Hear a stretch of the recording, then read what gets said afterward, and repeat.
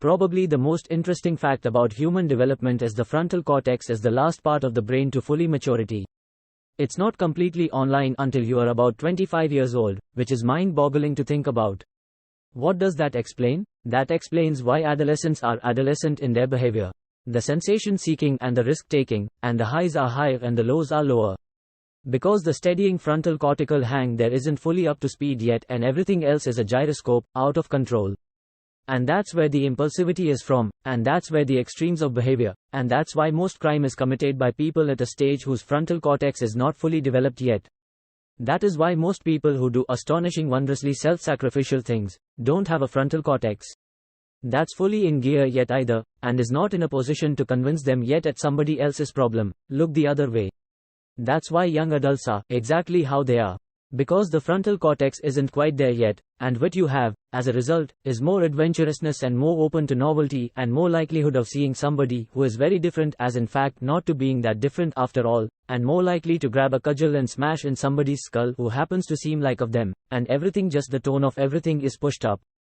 One incredibly important implication of that is, if the frontal cortex is the last part of the brain to fully mature,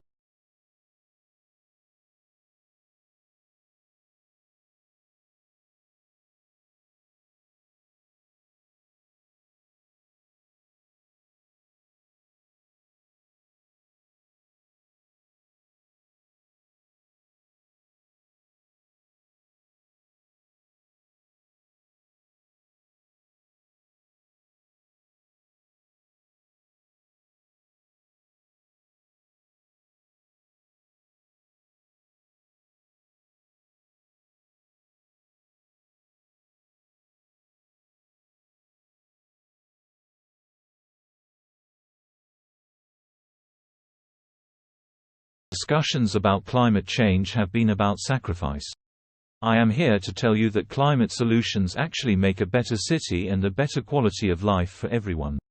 This is only the first of 5 lessons we have learned on our journey to become an emission-free city.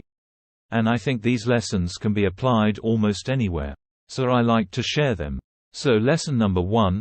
Confronting climate change is about creating better cities and better quality of life for everyone, including those kids in the kindergarten that don't have to share their days with noisy excavators. The second lesson is about being ambitious. In 2015, the City Council set a target of reducing greenhouse gas emissions by 95% by 2030 without purchasing any carbon offsets. So aiming for real reductions. Commitment to this goal changed our mindset. If we were going to reach this target, every department had to get active, figure out measures and finding out how to implement them. So second lesson, be ambitious. A target measured in years, not decades, provides no excuse for inaction.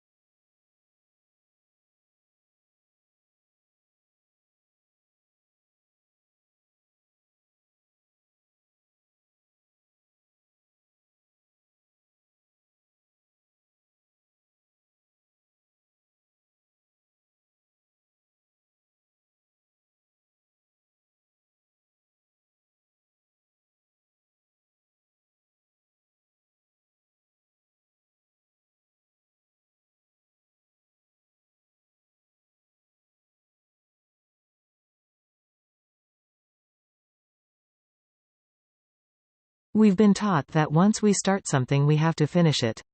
And I think that so often we view books as this linear thing. Whereas I think a different view of books as, what information do I need out of book right now?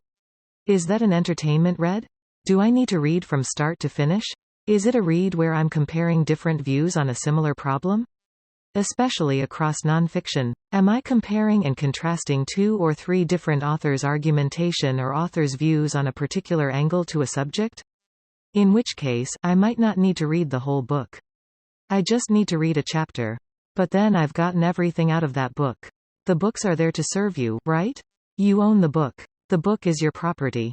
It's your mental property. It's your physical property. And you can do with it what you want. You don't have to feel bad about putting down a book. It's the author's job to pull you into the book. It's your job to extract what you need out of the book. And I think that extracting what you need, you can just read the table of contents, read the introduction, maybe read the conclusion, and skim a little bit.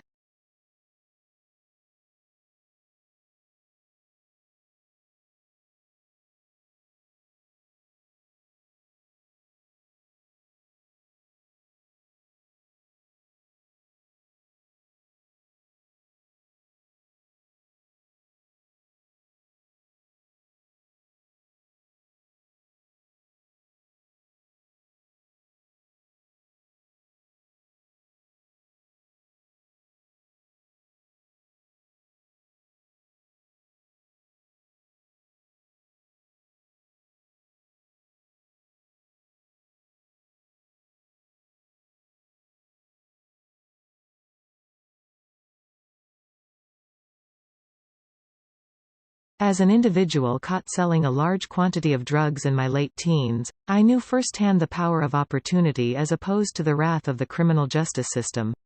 Along the way, with the help and guidance of my district attorney, my supervisor and judges, I learned the power of the prosecutor to change lives instead of ruining them. And that's how we do it in Boston. We helped a woman who was arrested for stealing groceries to feed her kids get a job. Instead of putting an abused teenager in adult jail for punching another teenager, we secured mental health treatment and community supervision. A runaway girl who was arrested for prostituting, to survive on the streets, needed a safe place to live and grow, something we could help her with. I even helped a young man who was so afraid of the older gang kids showing up after school, that one morning instead of a lunchbox into his backpack, he put a loaded 9mm. We would spend our time that we'd normally take prepping our cases for months and months for trial down the road by coming up with real solutions to the problems as they presented. Which is the better way to spend our time? How would you prefer your prosecutors to spend theirs? Why are we spending $80 billion on a prison industry that we know is failing, when we could take that money and reallocate it into education, into mental health treatment, into substance abuse treatment and to community investment so we can develop our neighborhoods?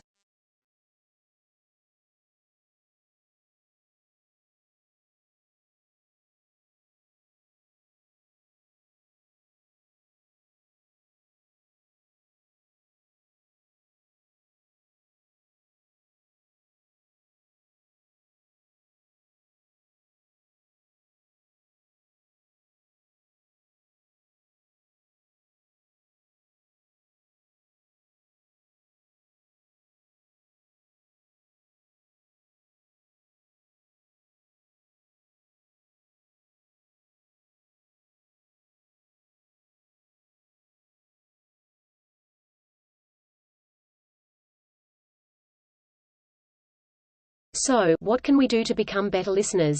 At its core, listening in a one-on-one conversation is about taking an interest in another person and making them feel understood. There's no universally agreed upon definition of high-quality listening, but some recurring features include attentiveness, conveying understanding, and showing a positive intention towards the speaker. This doesn't mean you can simply go through the motions. Researchers have found that merely smiling and nodding at set intervals doesn't quite work. However, there is something slightly performative about listening in that it's important to show you're doing it. So, in addition to actively attending to a speaker's words, good listeners also use questions and body language that indicate their understanding and their desire to understand. This might feel awkward at first, and what's most effective might depend on your relationship with the speaker. But with time and practice you can internalize these basic behaviors.